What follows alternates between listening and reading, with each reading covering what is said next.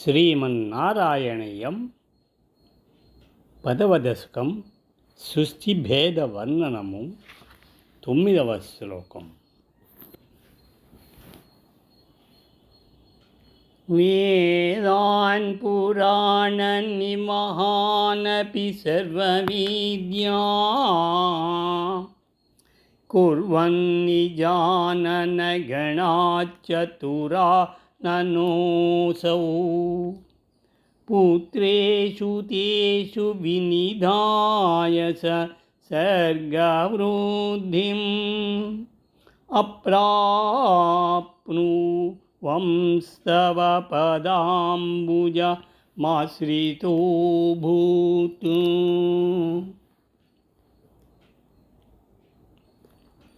తరువాత చతుర్ముఖ బ్రహ్మ సమస్త వేదములను, పురాణములను, సకల విద్యలను తన 4 ముఖముల నుండి ఆవిర్భింపజేశాను.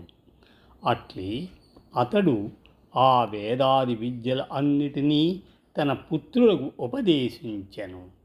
ఈ విధముగా బ్రహ్మదేవుడు చరాచరములను, విద్యలను సృష్టించిన తరువాత తిరిగి సృష్టి చేయజాలక నీ పాద పద్మములని ఆశ్రయించెను.